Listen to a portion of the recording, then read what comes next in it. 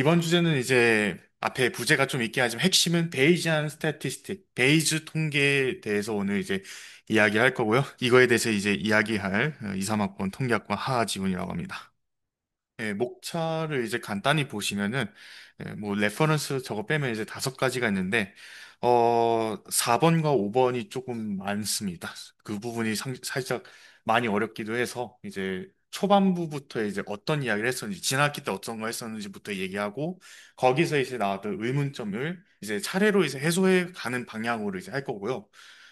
시작하기 앞서 이제 통계라는 거를 이제 조금 더 이해하기 쉽게 이야기하자면은 수학과 달리 통계는 우리가 모르는 그런 값들 혹은 우리가 원본 데이터를 알지 못했을 경우에 그거는 뭐 10만 알고 있는 그런 데이터의 경우를 예측하고자 하는 그러한 학문이라고 보시면 됩니다. 그러니까 정답을 모르지만 어쨌든 간에 정답을 예측하기 위해서 우리가 연구를 하고 공부하는 학문이라고 보시면 될 것 같습니다. 근데 이제 수학적으로 이제 엄밀하게 쓰여진 부분도 많아서 그런 정의보다는 예시들을 좀 많이 만들어 왔습니다. 거기에 조금 더 집중을 해주시면 좋을 것 같습니다. 네, 간단히 이제 지난 학기 세미나, 그래서 다뤘었던 거를 간략히 이제 정리하면 이제 몬테카를로 메소드에 관련해서 이제 어떤 걸 했었냐. 이제 간단히 배경은 이제 1945년 이제 맨해튼 프로젝트 때 이제 원자 폭탄의 위력을 실제 터트려 본 적이 없으니까 이걸 가상 상황에서 시뮬레이션 여러 번 돌려가면서 원자 폭탄의 위력이 대략 이럴 것이다라고 이제 했었는데 이게 오늘날 이제 몬테카를로에서는 어떻게 쓰이냐? 수치 해석학을 뭐 들으셨거나 들으실 예정이신 분들께 이제 많이 도움이 될 것 같은데, 이 몬테카를로 메소드가 이 수치 접근할 때, 근사할 때 되게 많이 유용합니다. 그러니까 컴퓨터를 이용해서 이제 값을 어, 꽤나 정교하게 근사를 할 수 있는 그런 메소드라고 보면 됩니다. 이런 걸 이제 했었고 관련해서 이제 여러 가지 이제 알고리즘도 다뤘었고요. 노테이션 관련해서 이런 거를 이제 모르신 분들이 많아서 이게 뭐냐 이제 리샘플 뭐 이런 거 막 했었는데 이게 대체 뭐냐라고 하시는 분들이 있어서 요거는 단순하게 이제 데이터를 이제 모아놓은 벡터라고 보시면 됩니다. 근데 이 괄호의 의미는 뭐냐? 몇 번째 이제 뽑아냈는지에 대한 데이터라고 보시면 됩니다. 뭐 예를 들어서 이렇게 있으면 첫 번째 이제 이 우리가 이제 자세히 모르지만 fx라는 저 확률 분포에서 추출한 샘플이라고 보시면 됩니다. 그래서 뭐 예를 들어서 이제 뭐 0, 1, 뭐 3 이렇게 뽑을 수도 있고 이렇게 두 번째는 뭐 1, 1, 1 이렇게 뽑을 수도 있고 그거를 이제 일반화시킨 게 이런 포맷이라고 보시면 돼요. 이런 표현이 이제 앞으로도 조금 더 나오긴 해서 이제 이런 거 얘기를 했고요. 뭐 핵 같은 경우 요런 거 요 표현은 이제 뭐냐? 이제 요거를 이제 에스티메이터 추정량이라고 합니다. 오늘은 특별히 이제 한글로 이제 보통 얘기할 거라서 이제 추정량이라는 에스티메이터보다는 추정량이라고 많이 이야기할 겁니다. 그래서 보통 이제 요런 핵 같은 게 뭐다 하면 우리가 실제 데이터에 있는 창값이라기보다는 우리가 가지고 있는 데이터를 바탕으로 추정하는 혹은 예측하려고 하는 값이라고 생각하시면 될 것 같습니다. 이거 바는 그냥 평균입니다, 평균. 뭐, 그리고 이제 어떤 걸 했었냐면 지난 세미나 때 이제 이런 것도 했었고, 이제 이거 관련해서 이제 알고리즘적으로 이제 코드를 짜서 이제 했었는데 수없이 이제 반복을 해서 이제 어떤 결과를 이제 봤었는데 많이 받았던 질문들이 이제 어떻게 저 결과를 믿을 수가 있는가? 그 믿는다면 이제 어느 정도 우리가 믿을 수 있는가에 대한 질문이 되게 많았었고, 그러면 이제 그거에 대해서 이제 이야기하기 위해서 이제 신뢰 구간이라는 걸 이제 구할 수가 있는데, 그럼 어떻게 이제 신뢰 구간을 구할 수 있는가? 이런 의문점들이 되게 많았습니다. 그래서 이런 것들을 이제 이야기하기 위해서 조금 수학적으로, 통계학적으로 좀 엄밀하게 정의를 먼저 해야 됩니다.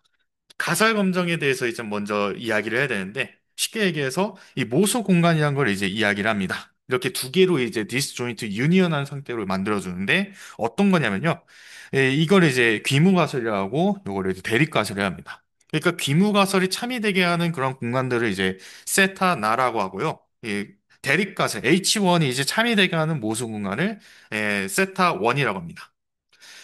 이 상태에서 이제 리젝션 리전, 혹은 크리티컬 리전이라는 어를 이제 정의를 하는데 어떤 거냐면 되게 심플합니다. 기무가설을 기각하면은 이제, 여기에 들어간다고 보시면 되고요. 거꾸로 해도 상관없습니다. 안 들어가면은 이제 H0를 이제 기각할 수 없다. 라고 할 수가 있습니다. 업세트하다라고 단정지 짓지 못하는 이유는 H1 혹은 다른 가설들 이런 가능성이 걔네가 참일 가능성도 있기 때문에 H나가 확실하게 아니라고 못한다라고 생각하시면 될 것 같습니다.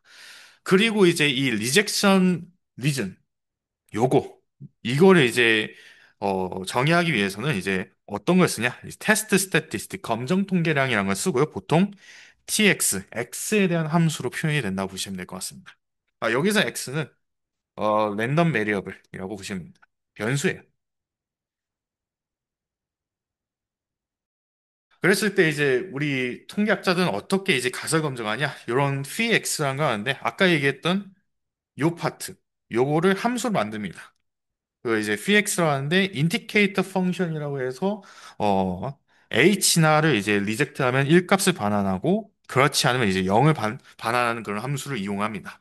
그렇게 했을 때 이 이제 이 테스트 그러니까 우리가 하고 있는 가설 검정이 얼마나 설득력이 있는가에 대한 척도를 나타내는 요 베타 세타를 검정력이라고 합니다. 검정 함수 파워 펑션이라고 하고요.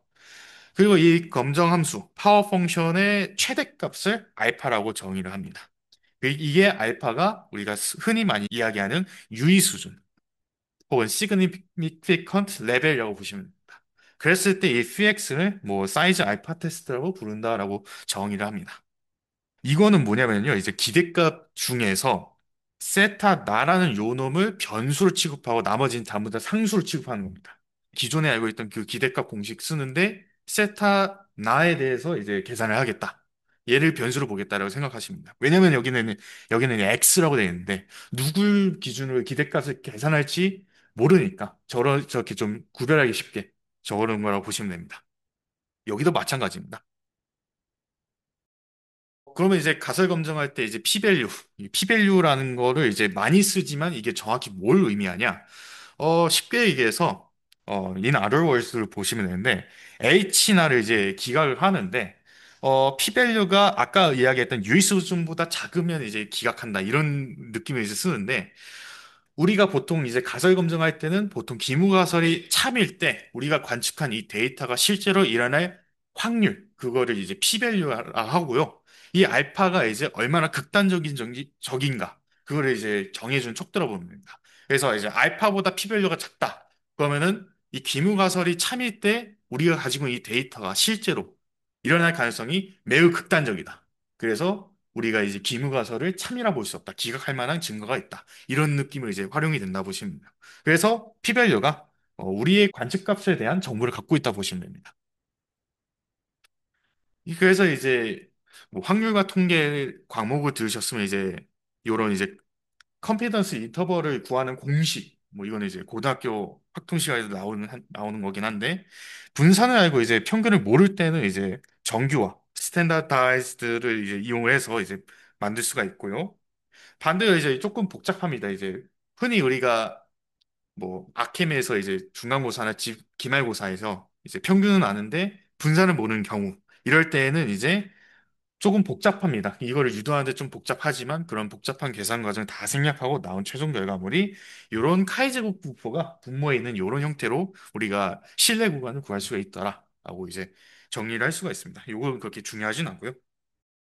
예, 그래서 이제 전 세미나에 썼었던 예제를 이제 갖고 와서 이걸 이제 많이 우려먹을 건데 우리가 이제 시험 보고 나서 얻은 데이터, 시험 점수, 이제 뭐 최대값, 자기 점수, 평균, 최저 점수 혹은 이제 여러분들이 친하신 그 동기분들이라든지 이런 대응 정보를 가지고 이제 전체 성적이 어떻게 분포되어 있는지 모르는 경우가 상당히 많습니다. 이럴 때 이제 어떤 거 쓰냐면요. 통계학적으로 이제 non-parametric statistic이라는 방법을 씁니다. 이게 뭐냐면 비모수적인 방법인데 전체적인 분포가 전체적인 데이터가 어떤 분포에 따르는지 모를 때 쓸 수 있는 통계 방법이라고 보시면 돼요.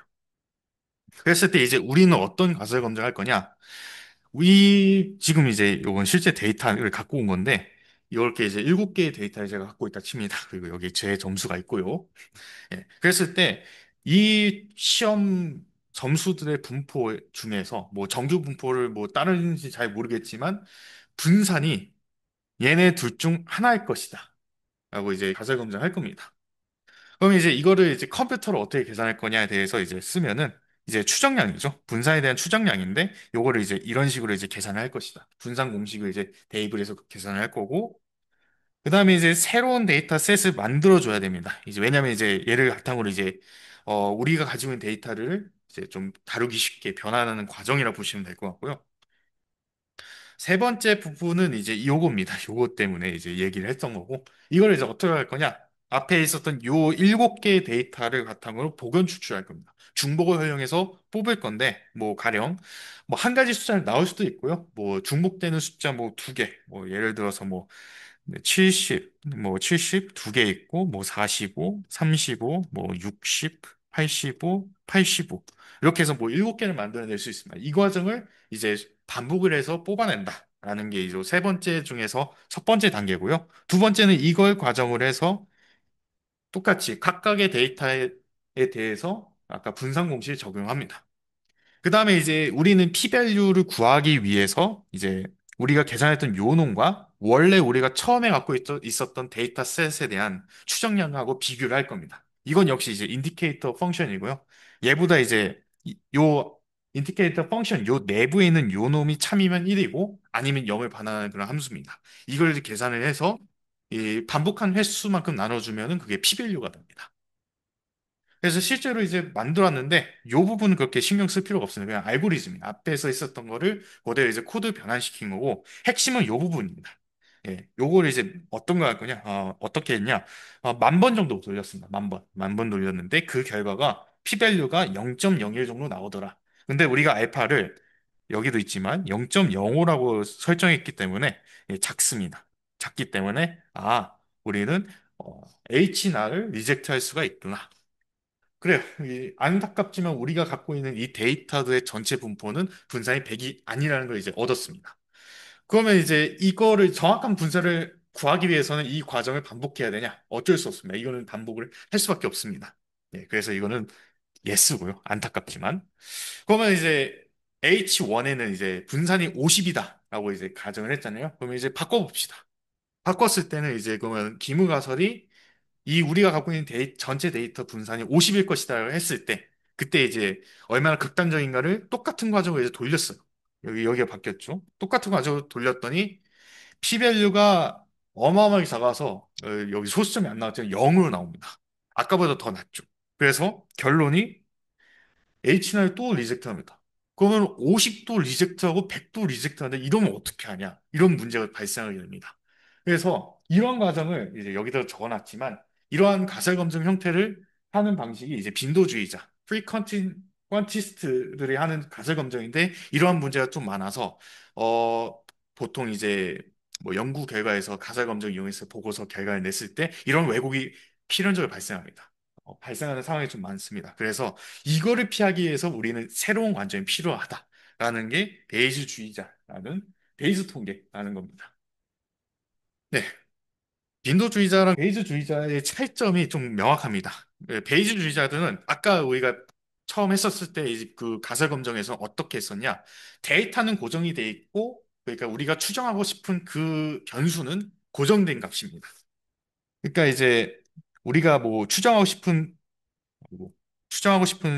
그 변수가 세타라고 했을 때 빈도주의자는 얘가 고정돼 있다고 칩니다. 근데 베이주주의자는 얘는 고정돼 있지 않은 하나의 또 다른 변수다. 이 변수를 우리는 추정을 하고 싶다. 이렇게 이제 생각을 바꾸게 됩니다. 그러면 우리가 이 데이터를 빈도주의자들은 이게 변수라고 쳤고 세타를 추정하고 싶으니까 세타를 고정시켜 놨는데 이 베이주주의자는 거꾸로 해놓은 겁니다. 데이터는 고정이 돼 있고 세타가 변하는 그런 상황을 보시면 됩니다. 그러면 이 베이지주의자는 이 세타를 어떻게 추정할 거냐? 세타가 변하기 때문에 이거에 대응하는 확률 분포, 즉 퍼스테리아 디스트리뷰션, 사후 분포를 이용해서 추정을 하겠다라는 게 베이지주의자들이 어떻게 가설 검증하냐에 대한 전반적인 아이디어 보시면 됩니다. 그래서 쉽게 말해서 이 세타를 추정하기 위해서 우리가 관측한 데이터 X를 가지고 추론을 하겠다라는 게 베이지주의자들의 생각이고요. 당연하게도 우리가 갖고 있는 데이터가 따르는 분포는 이 세타랑 무관하게 불변해야 됩니다. 변해서는 안 됩니다. 세타가 바뀐다고 해서 그 우리가 갖고 있는 데이터가 변하면 그건 의미가 없어집니다. 그거는 이제 우리가 관측하려는 애랑 추정하고 싶은 애랑 이제 독립이라고 볼 수가 없기 때문에 반드시 이제 인베리언트한 성질을 갖고 있어야 됩니다. 예. 그리고 베이스주의자들은 모든 정보는 다 분포로 표현할 수 있다고 강력하게 믿습니다. 자, 이제 베이스 추론에 대한 이제 세 가지 요소가 핵심입니다. 이걸 이제 가지고 오늘 세미나를 진행하게 될 건데, 첫 번째, 사전분포라는 놈입니다. 보통, 사전분포를 표현할 때는 이 파이 세타라고 이제 표현합니다. 파이라는 게 우리가 흔히 아는 그 F, X 세타 뭐 이런 식이랑 똑같다고 보시면 됩니다. 대신에 이제 사전분포랑 우리가 데이터가 따르는 분포를 구별하기 위해서 예, 파이를 쓴다라고 보시면 될 것 같습니다. 이 사전 분포가 대체 뭐냐? 우리가 분석하려고 하는, 우리 분석자라고 치면은 이 우리가 분석학 데이터를 보기 전에 우리가 갖고 있는 데이터에 대한 어, 사전적 믿음이라고 보시면 됩니다. 어쩔 수가 없습니다. 이게 믿음입니다. 그래서 상당히 주관적이라고 보시면 됩니다. 이 사전 분포. 자, 모델 올 라이클리우드, 가능도라고 하는데 그거는 이제 데이터가 다른 분포라고 보시면 됩니다. 퍼스테리아 디스트리뷰션은 이게 뭐냐? 사전 분포는 이제 데이터를 보기 전에 우리가 추정하려고 하는 값에 대한 사전적 믿음이었다고 하면은 이 퍼스테리아는 이제 데이터를 보고 난 이후에 우리가 이 관측값을 보게 된 이 추정하려고 하는 이 값을 봤을 때 생기는 분포라고 보시면 됩니다. 즉, 이 분포는 드디어 이 세타에 대한 정보를 갖고 있다고 보시면 됩니다. 사전 분포는 갖고 있지 않습니다. 베이스 띠오럼이라고 베이스 정리라고 하는 요놈이 있는데 요거 정의를 그대로 가져왔는데 이런 이 정리를 가지고 이제 포스트 디스트리뷰션을 계산한다. 사업 분포를 계산을 할 수가 있습니다. 어떻게 할 수 있냐면 이제 이게 그 조건부 분포라는 표현이기 때문에 이런 식으로 이제 표현이 되는데 이 MX는 이제 이런 걸로 나타내집니다. 근데 어 굳이 이 정확한 계산을 해도 되게 복잡하기 때문에 그럴 필요 없이 베이지주의자들은 그냥 정확한 포맷 없이 어떠한 분포의 형태를 띠기만 해도 상관없다라고 해서 이 비례상수 요꼴로 이제 표현을 하게 됩니다.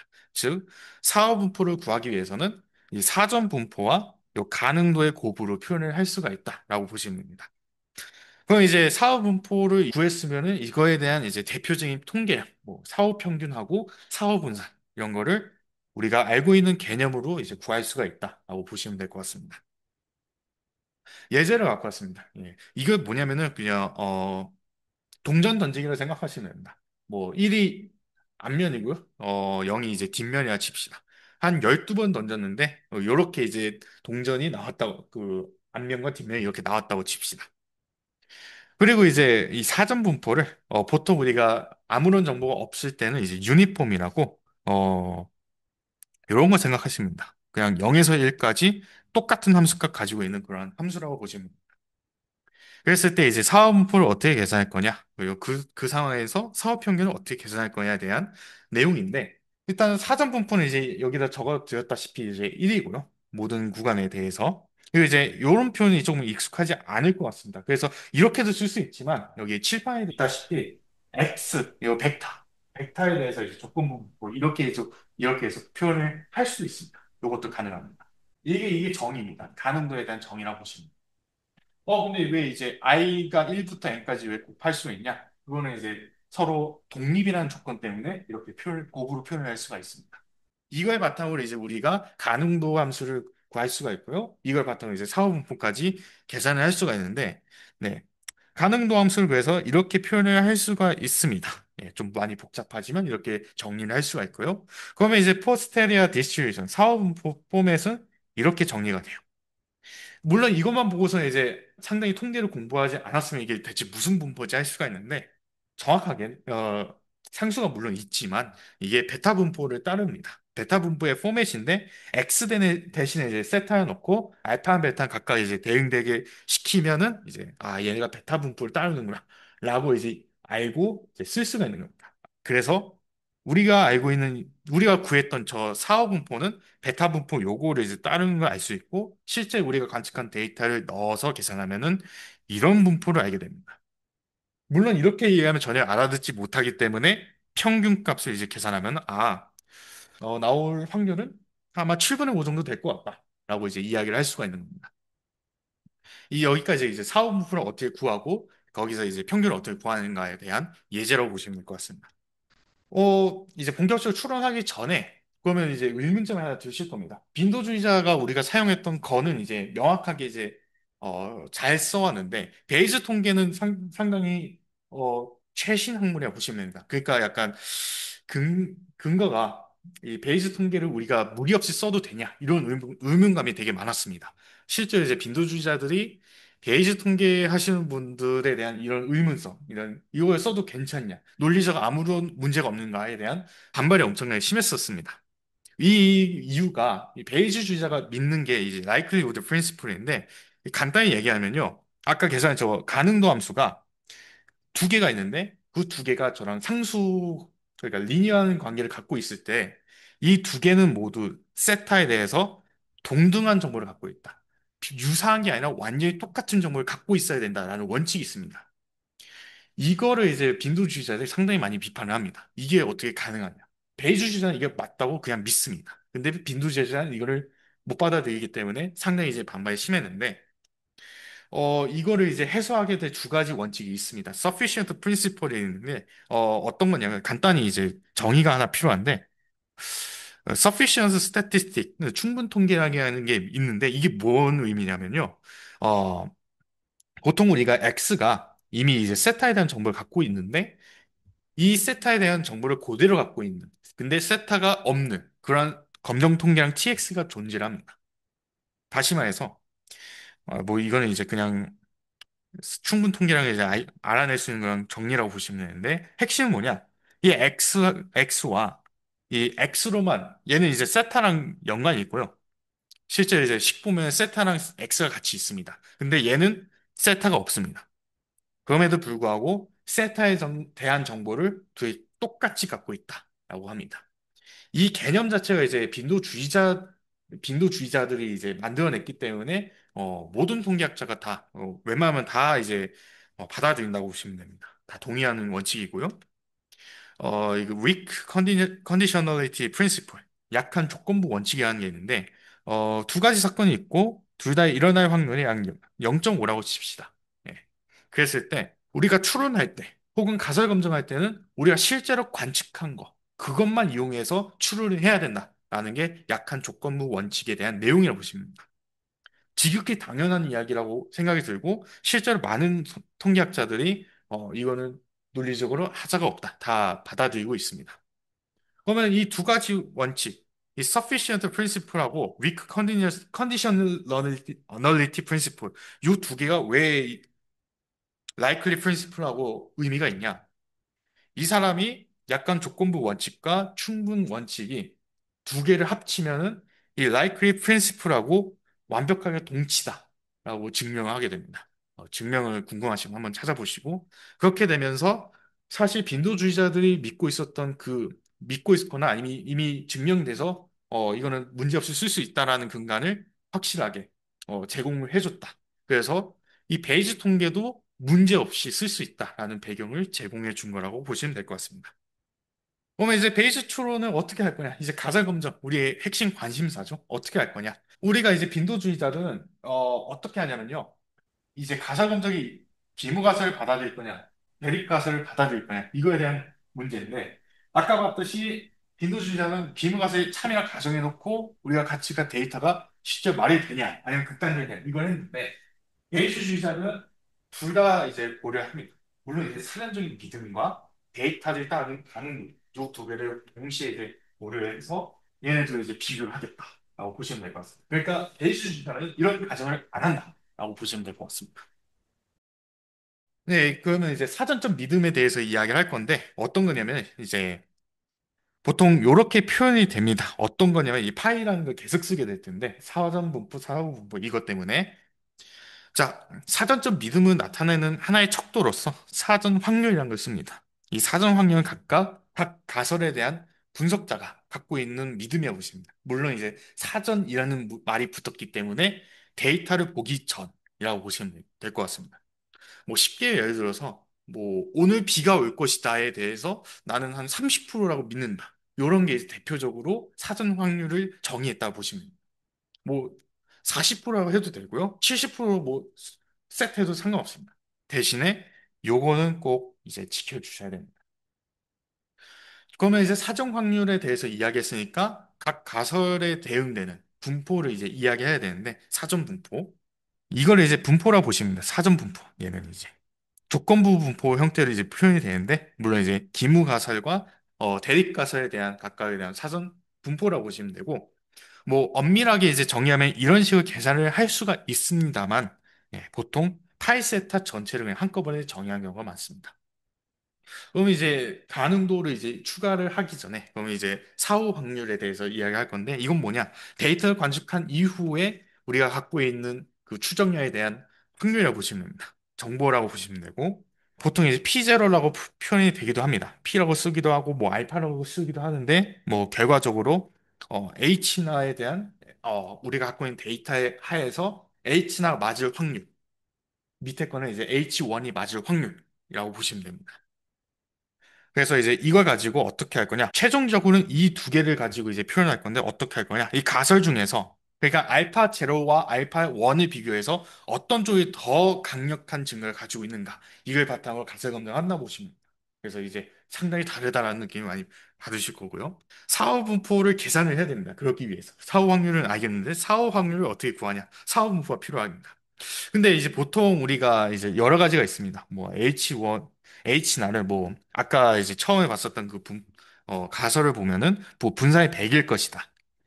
아니면은 뭐 이렇게 50일 것이다. 라고 세울 수도 있는데 이거 말고도 똑같은 이제 가설 검정인데 이렇게 두 개의 가설을 이제 세워놓고 할 수가 있는데 보통 밑에 거를 많이 씁니다. 위에 거는 이제 약간 많은 걸 이제 할 수가 없으니까. 일단은 요 별표 친 거, 요거 위주로 이제 일단 이야기를 나눠볼게요. 네. 그러면 이제 H나는 이제 하나의 점인데, H1은 그렇지가 않습니다. 구간이죠, 구간. 구간에 대해서 이야기하기 때문에, 당연히 이제 density function이라는 걸 필요하게 되고요. 물론 이제 사업 확률은 사전 확률과 이제 가능도를 이용을 해서 이제 구한다라고 보시면 될 것 같습니다. 그렇게 했을 때 이런 식으로 이제 계산이 되고요. 근데 이제 저거를 그냥 하기엔 좀 많이 복잡하기 때문에 비율로 이제 이용합니다. 비율하면 조금 더 우리가 쉽게 결과값을 쉽게 이제 볼 수가 있기 때문에 다루기 쉽기 때문에 이제 보통 비율을 나타낸다라고 보시면 되고요. 그래서 이제 사후 확률의 비율, 포스텔의 어즈를 이렇게 되는데 이 부분이 되게 특이합니다. 이 부분을 이제 따로 이제 베이스 팩터라고 부르게 됩니다. 그래서 이런 걸 바탕으로 이제 사후 확률도 계산을 해서 비교를 할 수가 있다라고 보시면 될 것 같고요. 그러면 이제 빈도 주의자에 했던 것처럼 피별력과 알파랑 비교했는데 그러면 이 베이지 주의자들에게는 어떠한 기준이 있는가? 그랬을 때 제프리스라는 사람이 이런 기준을 마련했습니다. 그래서 뭐 이런 것도 쓰긴 하지만 우리는 요거를 많이 쓸 겁니다. 그래서 요거의 사이 값에 해당이 되면은 그때 H1을 기준으로 했을 때 각각에 대해서 어떠한 판단을 하라라고 기준을 제시했다고 보시면 됩니다. 그래서 요 범위에 있으면은 그 범위에 맞는 판단을 해주시면 됩니다. 요거는 그냥 간단히 이제 쓸 수 있는 그런 점 추정량들이라고 보시면 되는데 그냥 이런 게 있다라고 보시면 될 것 같습니다. 자, 투사이드 테스트가 아까 그 얘기했던 여기 이제 세타가 뭐 일반적으로 쓰면 이렇게 쓰게 됩니다. 요걸 의미한다고 보시면 돼요.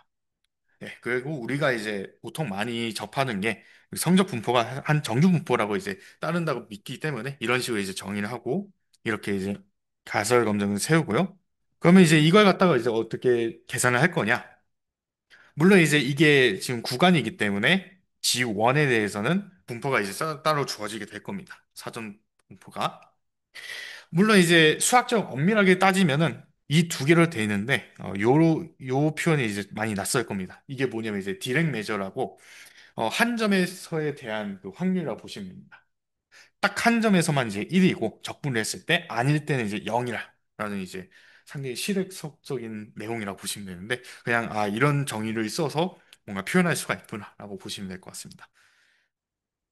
베이스 팩터는 뭐 이렇게 이제 계산을 할 수가 있는데 르벡 적분 하에서는 뭐 한 점이 빠지든 포함하든 그렇게 적분값에는 크게 영향을 주지 않기 때문에 그냥 실수 전체 혹은 모수 공간 전체에 대해서 적분을 해서 계산을 한다라고 보시면 되고요. 원사이드 테스트는 그냥 부등호입니다. 부등호도 되고 혹은 이제 아까 얘기했던 등호 두 개 이렇게 해놓고 해서 하는 경우도 다 이런 식으로 할 수가 있다라고 보시면 될 것 같습니다. 자, 그러면 이제 우리가 신뢰도에 대해서 궁금한데 그 베이지주의자들도 뭔가 이제 신용에 대한 이야기를 해야 되지 않냐에 대한 개념인데 보통 이제 credible interval이라고 많이 표현합니다. 신용 구간. 근데 이제 보통 정의상은 이제 집합에 왔습니다. 집합. 그러니까 우리가 이제 보통 이제 알파 100 마이너스 101 마이너스 알파에 대한 신뢰 구간 이걸 할 때는 이렇게 잘라서 여기 넓이가 이제 알파만큼 괜찮은 이런 식으로 이렇게 구했는데 이 사이 프라이빗셋은 두 가지가 있습니다. 첫 번째 이관사는 유사하긴 한데 대신에 이제 요 양끝을 똑같이 잘라서 알파만큼 이렇게 이제 한다고 보시면 되고 여기 이제 정의가 있죠. 두 번째 이제 highest horsepower best density 즉 HPD 크라이빗 셋이라는 게 있는데 이게 뭐냐면요. Y 값을 이제 조정을 합니다. Y값을 조정하면서 얘를 이제 위아래로 움직이면서 요 적분값, 여기 적분값이 전체의 한 100 곱하기 1마이너스 알파 정도 되는 그러한 지점을 잘라서 이렇게 찾아서 이 구간을 찾는다 라는 방법인데 이 경우는 유일하지 않을 수가 있어요. 그러니까 이렇게 셋이 쪼개질 수도 있고요. 아니면 이제 되게 특이해서 한수가 되게 특이해서 얘가 이제 요것도 되고 이렇게 했는데 요것도 된다. 이렇게 여러 개의 이제 HBD 셋이 존재할 수가 있습니다. 놀랍게도 이제 저게 이제 여러 개의 이제 신용 구간들 중에서 가장 작은 부피를 가진다라는 게 증명이 되어 있습니다. 궁금하시면 한번 도전을 해보시는 게 좋습니다. 저 방법대로 하면 이제 됩니다. 자, 예제가 있습니다. 아까 봤던 그 똑같은 데이터 셋 갖다가 이번엔 이렇게 분포에 대해서 이제 가정을 할 겁니다. 근데 아까 50은 좀 많이 그랬으니까 200으로 바꿔놓을 겁니다. 그리고 우리는 이제 정보가 아예 없으니까 사전적인 확률이 둘 다 똑같다고 둘 겁니다. 나는 똑같이 두고 싶지 않다 하면은 뭐 가중치를 따로 두어도 됩니다. 뭐 H1을 0.3, 뭐 H0를 뭐 0.7 이런 식으로 이제 놔도 상관없습니다. 자, 저는 이제 같다라고 계산을 할 거고요. 그랬을 때, 요 S 제곱은 뭐냐? 이 표본들의 분산입니다. 얘들에 대한 분산 값을 적어 놓은 거고요. 샘플 사이즈입니다. 그랬을 때 이제 아까 얘기했던 이제 그 가능도 함수 이렇게 이제 표현을 했고요. 계산을 열심히 해왔습니다. 예. 첫 번째는 이제 기모 가설에 대해서 이제 열심히 계산한 결과, 요렇게 이제 가능도 함수가 정리가 되고요. H1은 뭐, 요렇게 이제 계산이 됩니다. 자, 그러면 이제 베이즈 팩터를 이용할 건데 결국에 이제 저 가능도 함수가 아까는 이제 mx였잖아요. 적분 형태. 근데 우리는 이제 저거를 가능도 함수로도 쓸 수가 있습니다. 그거는 그렇게 해도 이제 결과적으로 똑같기 때문에 그래서 얘랑 이 부분이 서로 같다고 보시면 됩니다. 근데 이 부분이 이제 62.58이라는 값으로 이제 계산이 되고요. 아까 여기서 이제 이 부분은 서로 같다고 했기 때문에 이게 날라갑니다. 1이기 때문에. 그래서 이 포스테리오 오즈가 62.58인데 아까 이제 제프리스 기준에서 이 부분에 해당되기 때문에 결론을 H1이 상당히 강력한 증거를 가지고 있다. 그러니까 H1을 믿을 수 있는 정도로 H0보다는 H1이 맞다라고 생각하면 맞다. 실제 이제 계산해 보면요. 알파 1은 한 98% 정도 되고요. 알파 제로는 한 1% 정도로 이제 의미가 있다. 증거가 된다. 이렇게 판단이 낼 수 있기 때문에 우리는 H1에 채택하는 게 더 낫다. 이렇게 판단을 낼 수가 있는. 이것 자체가 되게 신뢰도라고 봐도 되고요. 자, 그러면 이제 사전 분포를 이제 어떻게 둘 거냐에 대한 건데 이거를 깊게 들어가면 상당히 어렵기 때문에 간단히 이런 것만 있다라고 생각하시면 되고요. 임프로퍼는 그냥 적분해서 1이 안 되는 그런 사전 분포라 해서 임프로퍼가 붙은 거라고 보시면 되고요. 제프리스 프라이어가 두 개가 있는데 우리는 요걸 많이 쓸 겁니다. 이 밑에 거는 이제 수학적으로 엄밀하게 좀 들어가야 돼서 요거는 그냥 이런 게 있다 치고 non-informative prior가 뭐냐? 아까도 얘기했다시피 전체적인 데이터가 어떤 분포를 따를지 모를 때 그럴 때 부담 없이 쓸 수 있는 사전 분포라 생각하시면 됩니다. 방금 전 예시도 그렇지만 계속해서 정규 분포만 보여주는 이유가 있습니다. 뭐 다른 분포도 있는데 뭐 감마라든지 처음에 봤었던 베타라든지 뭐 T 분포라든지 이런 걸 왜 안 쓰냐? 그걸 이제 보여드리기 위해서 감상 타임을 가지시면 되는데, 이제 정규 분포 중에서 평균과 분사를 모두 모르는 상황을 가져와 봤습니다. 사전 분포는 이렇게 이제 주어졌고요. 인버스 감마는 그냥 이거라고 보시면 됩니다. 역수가 감마 분포를 따른다고 보시면 돼요. 이게 인버스 감마에 대한 정의라고 보시면 되고요. 그랬을 때 열심히 계산을 해왔습니다. 열심히 계산을 했어요. 사후 분포를 이제 어떻게 계산하냐. 이런 식으로 이렇게 계산을 하고요. 결과값이 요건데요. 상당히 길죠. 당연히 통계를 열심히 공부하신 분들도 이런 건 처음 봤을 겁니다. 저도 처음 봤고요. 나중에 구글링해서 찾아보니까 여기 이제 노멀 인버스 감마 분포라는 굉장히 괴상한 분포가 나옵니다. 저도 처음 봤고요. 이거에 대해서 이제 조건부 분포, 왜냐하면 이제 평균에 대한 분포라든지 분산에 대한 분포 이런 것도 이제 구하고 싶어서 이제 물론 이걸 갖다가 이제 어떤 거 한 거냐 뮤만 이제 선수로 보고 나머지는 상수로 봤을 때 끄집어낸 그런 결과를 보시면 되고 얘도 이제 분산에 대해서 이제 끄집어낸 게 아니 이렇게 복잡한 분포를 따른다. 그리고 이제 실제로 이제 적분해에서 미흡값 다 빼고 오로지 순수하게 분산만 가지고 있는 이 분포가 어떤 거냐에 대해서 열심히 계산한 결과 이렇게 되고요. 평균도 열심히 계산하면 굉장히 특이한 처음 보는 T 분포를 따른다 정도만 아시면 될 것 같습니다. 상당히 계산이 복잡합니다. 자, 뭐 여기까지 하고요. 예제를 볼 겁니다. 저건 살짝 뒤로 밀어둘 거고, 넌 인포메이티브 파일을 썼을 때 이제 어떤 일이 벌어지는가? 물론 이제 아까 얘기했다시피 신용 구간에 대해서 구할 겁니다. 자, 뭐 사전 분포는 이제 뭐 무정부 사전 분포를 쓸 거고 평균이 70을 가정해 둡시다. 모르고 두면 이제 아까 복잡해지니까 예, 이렇게 할 거고요. 예, 그럼 사후 분포를 이런 식으로 구할 수가 있고요. 열심히 계산을 했습니다.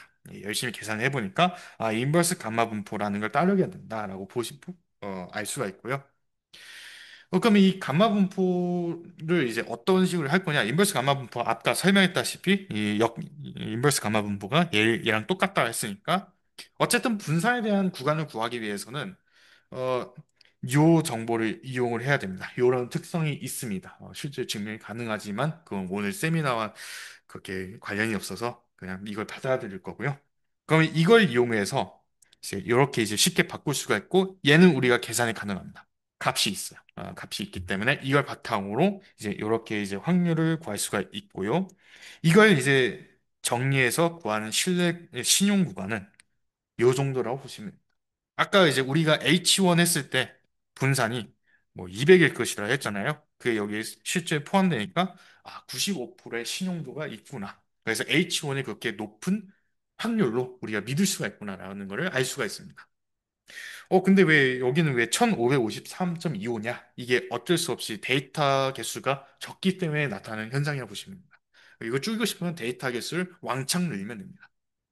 자, 뭐 이렇게 됐는데 정규 분포를 안 쓰면요. 아까 봤듯이 정규 분포 써도 이렇게 복잡했는데 다른 걸 쓰게 되면요. 일단 사분포가 뭔지를 모릅니다. 더 나아가서 계산을 할 수가 없습니다. 손을 계산을 불가능한 수준까지 굉장히 복잡해집니다.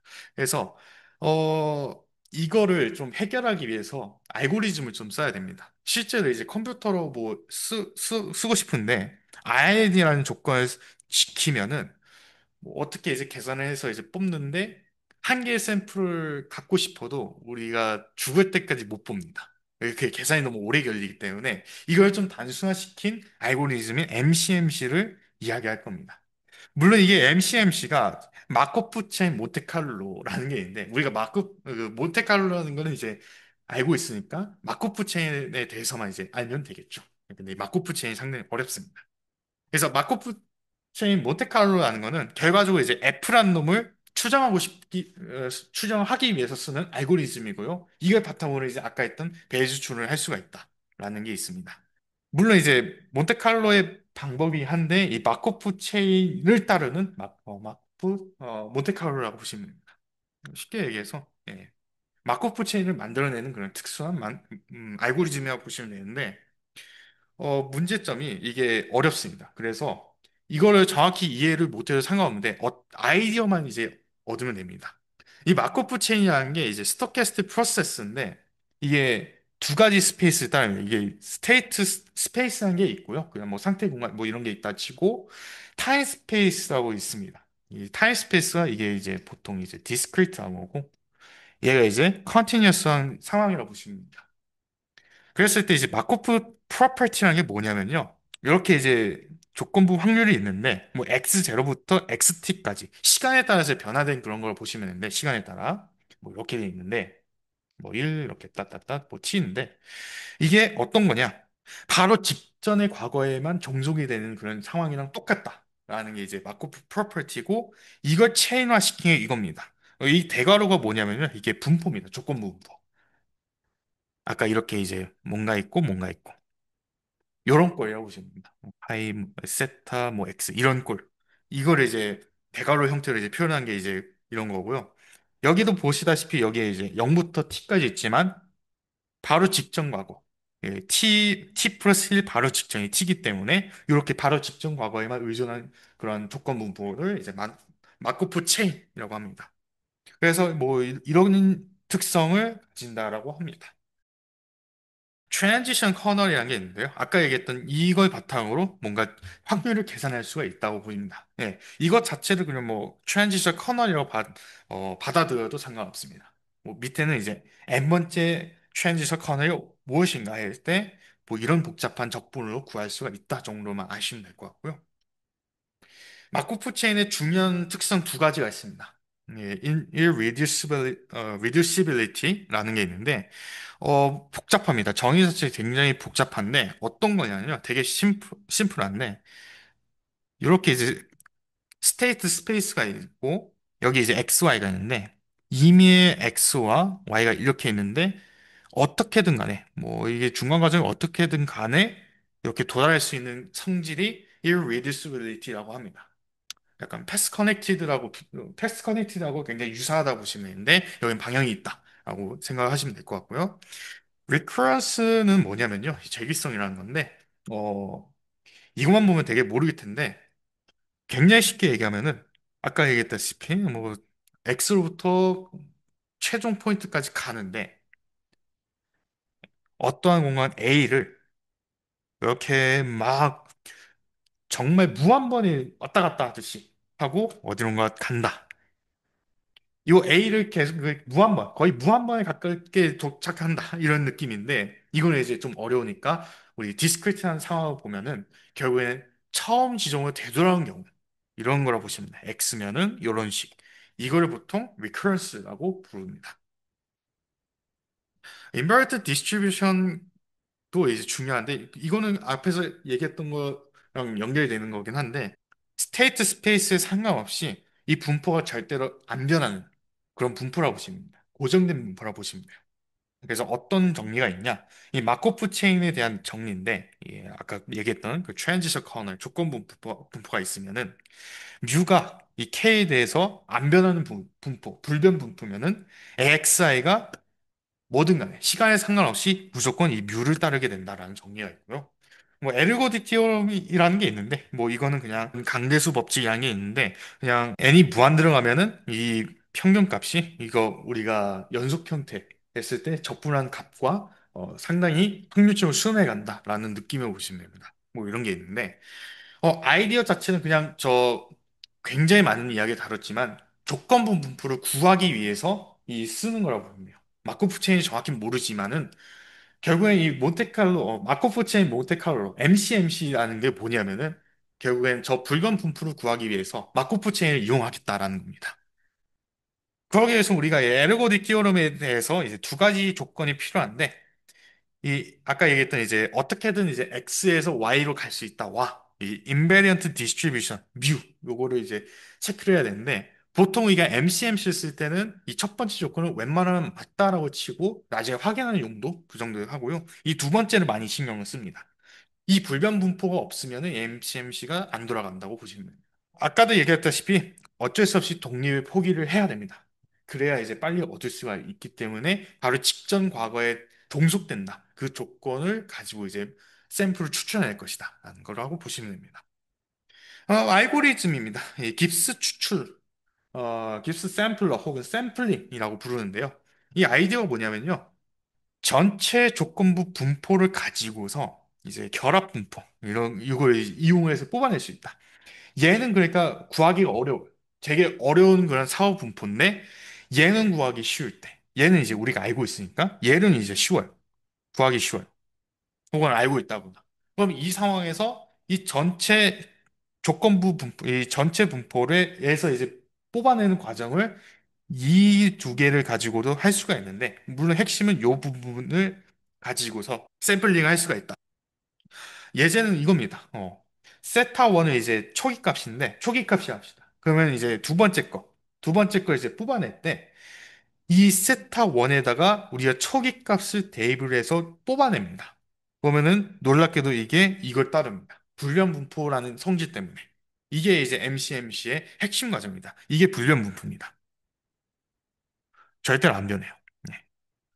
이 과정을 계속 반복하는 겁니다. 두 번째에서 이제 이 세타 1에 대한 두 번째 값도 이제 우리가 구했던 요 놈을 이 세타 2에다 대입을 해서 추출하고 그러면은 이런 걸 따릅니다. 이거를 반복하는 게 깁스 샘플 혹은 샘플링이라는 알고리즘입니다. 그래서 실제 알고리즘 보면요. 초기 값을 설정하고요. 아까 했던 그거를 반복을 합니다. n번만큼. 그리고 그렇게 얻어낸 이 벡터들을 가지고 n개의 벡터를 가지고 이게 세타 파이 세타라고 간단히 써져 있는데 사전 분포가 아니라 사후 분포입니다. 저렇게 줄여서 쓰기도 합니다. 예. 물론 이제 사전 분포랑 같이 쓸 때는 구분해서 이제 세타 기분 x 이렇게 구분해서 쓰지만 여기는 사후 분포이기 때문에 이렇게 하고요. 결국엔 이걸 가지고 사후 분포를 어프로시메이트가 가능하다. 뭐 이거는 뭐 시스테매틱 스위프라고 합니다. 예제를 이제 갖고 올 건데 이건 어떤 상황이라 생각하시냐면은 시험 바로 보고 나서 가채점 될 거 아니까 대충 내가 어느 점수는 될 것 같다. 이거 예측할 수 있지 않을 거면 예측을 하는 상황입니다. 그러니까 내 점수 하나만 가지고 이제 예측을 하는 겁니다. 물론 이제 그 상황에서 아무것도 모르기 때문에 이 무정부 사전분포를 이런 식으로 정의를 할 건데, 그 노멀 모델에서 갖고 온 건데, 대신에 이렇게 설정해 놓을 겁니다. 이게 이제 보통 우리가 사전적으로 모르는 상태를 의미하는 그런 세팅이라고 보시면 되고요. 그럼 이제 이 데이터, 원래 이 데이터로부터 계산된 요것을 가져올 거고요. 이 사전분포를 이렇게 가져올 수가 있습니다. 실제 대입해 보면은. 이렇게 해서 이제 조건부 분포를 앞에서 열심히 계산해 왔기 때문에 그냥 갈 끌고 왔고요. 그걸 이제 대입을 하면은 뭐 이렇게 이제 정의가 조금 되긴 하는데 뭐 얘는 좀 안 되긴 합니다. 얘가 많이 덜었기 때문에 우리가 이제 깁스 샘플링이라는 걸 이용해서 할 겁니다. 초기 값은 이제 뮤와 이제 분산에 대해서 아무렇게 설정합니다. 아무렇게 설정하고 n번에 대해서 이제 각각에 대해서 이제 하는 겁니다. 이런 식으로 뮤티를 이런 식으로 추출하고 이게 서로 이제 추출한 값을 바로 다음 단계에 쓰고 그렇게 이제 종속되는 형식으로 이제 쓰게 된다라고 보시면 되고요.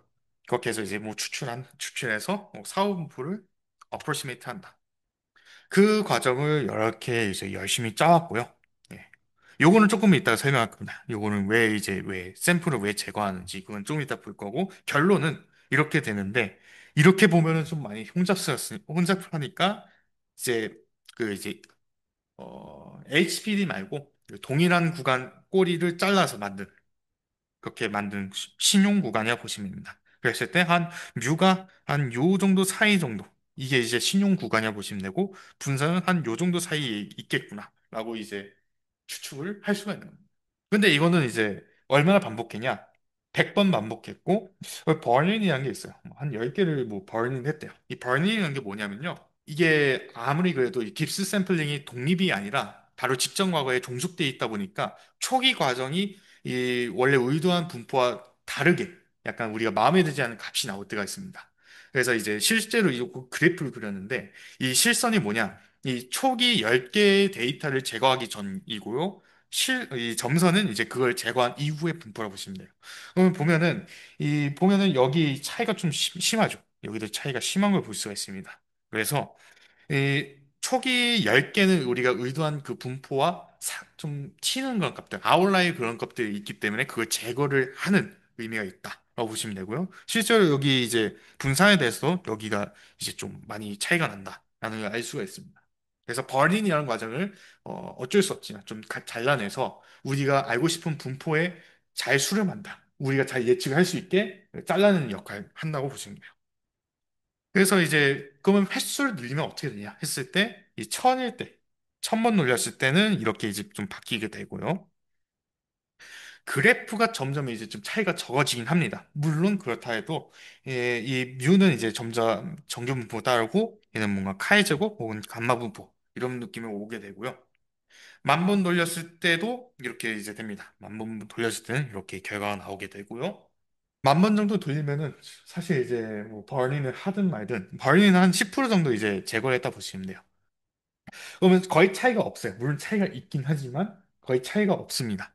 가령 이제 시그마 제곱 요 분산 보면은 사실은 둘이 거의 같다는 걸 볼 수가 있어요. 그래서 전 버린을 뭐 하는 게 되게 좋습니다만은 안 하고 싶으면은 이제 뭐 시행횟수 많이 해서 뭐 할 수는 있습니다. 대신 문제점이 시행횟수 많이 할수록 계산하는데 그 시간이 많이 들어갑니다. 그래서 버린 하는 게 상당히 중요하다라는 걸 강조하기 위해서 넣었고요. 이거는 이제 어렵습니다. 이것도 훨씬 더 어렵기 때문에 그냥 이런 게 있다 소개하는 용도로 이제 넣어둔 건데, 깁스 샘플러는 요거를 쓸 수 있을 때 적용할 수 있는데, 이거를 못 쓸 때는 이 메트로폴리스 헤이스탕스라는 알고리즘을 쓰게 됩니다. 예, 요런 과정이고요. 이거는 이제 그냥 어떤 거냐? 임의로 조건부 분포를 가지고 얘를 이제 추정을 하고 싶다. 추정할 건데, 불변 분포를 만들고 싶다 할 때 쓰는 알고리즘이고요. 요거는 이제 많이 복잡합니다. 예, 이제 초기 값을 설정하고 n번 반복하는 건 똑같은데, 얘가 이제 사전적으로 주어집니다. 그러니까 어떤 거냐? 불변 분포를 만들기 위해서 사전적으로 뭔가 주는 건 분포라고 보시면 됩니다. 이런 분포에 대해서 하나를 뽑아내고요. 유니폼에 대해서 이제 뽑아냅니다. 그 다음에 이 세타 프라임을 이제 수용할 것인지에 대한 확률을 이제 계산을 합니다. 이런 식으로 복잡하죠. 복잡하고 이걸 가지고 이 U에 대해서 U를 기준으로 얘가 이제 작으면은 이거를 이제 쓰고요. 크면은 이게 합격 확률보다 얘가 작으면 얘는 합격됐다 하고 세타 프라임을 쓰게 되고요. 아니다. 합격을 못했다. 그러면은 이 전 데이터를 그대로 쓴다라고 보시면 됩니다. 이걸 반복해서 이 MCMC 과정을 할 수가 있다라고 보시면 됩니다.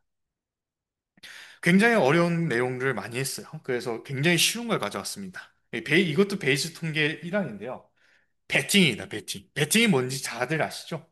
예, 돈을 걸고, 물론 이제 돈을 걸 수도 있고, 뭐, 뭔가 이제, 뭐, 밥값 내기라든지, 뭐, 리밋 들어오기, 이런 걸 베팅을 할 수가 있는데, 쉽게 얘기해서 어떤 사건이 일어나면 이제 Z달러를 얻고, 아니면 이제 1달러를 잃는 그런 게임인 상황인데, 이 게임이 공정하다면, 이라는 조건이 꼭 필요합니다. 그러면 이런 식으로 이제 뭔가 계산을 할 수가 있어요. 예. 만약에 이게 리니어하면 마지막 결과가 나온다. 이런 식으로 이제 계산을 해서, 한 이 정도 확률로 우리가 믿을 수가 있구나라고 하는데, 이거는 이제 이 베이즈 통계 가르치시는 교수님 연구실에 붙어 있는 걸 가져왔는데요. 되게 재밌어서. 어떤 상황이냐면 지금 밤이잖아요. 태양이 없어요. 그렇죠? 태양을 볼 수가 없어요. 관측할 수 없는 상황인데 태양이 터졌다 아니냐를 가지고 두 명의 통계학자가 이제 분석을 하는 겁니다. 이제 어떻게 분석할 거냐? 주사위 두 개를 굴려서 아무 하자 없는 다 동일한 확률을 가진 그 주사위 두 개를 굴려서 둘 다 6이 나오면은 태양이 안 터졌다. 멀쩡히 잘 있다. 아니라면은 터졌다. 이런 상황을 이제 가지고 하는 겁니다. 그러면 이제 우리 빈도주의자는 열심히 계산을 합니다. 열심히. 이렇게 되니까, P가 0.0보다 작다. 태양이 터졌다. 라고 이제 판단을 내리는데, 우리 베이즈주의자들은 그냥 심플하게, 그렇지 않았다는 거에 50달러를 걸리겠다. 뭐 이러고 끝내도 됩니다. 이게 놀랍게도 베팅에 대한 베이즈주의자들의 그런 약간 느낌입니다. 이걸 보시면 약간 이제 베이즈주의자를 보면은 베팅하는 것도 보고 이런 엄밀한 것도 있는데 약간 이제 점쟁이 같은 느낌이 좀 듭니다. 이게 어쩔 수가 없는 게 결국에 이 통계라는 분야가 정답을 찾는 게 아니라 정답을 어떻게든 예측해내겠다. 미래를 예측하겠다. 라는 이거에 초점을 두고 있는 학문이기 때문에 이런 현상이 나오고 있는 겁니다. 그렇다고 우리 통계학자들이 뭐 나쁜 사람 그런 건 아닙니다. 네, 여기까지고요. 네, 지금까지 들어주셔서 감사합니다.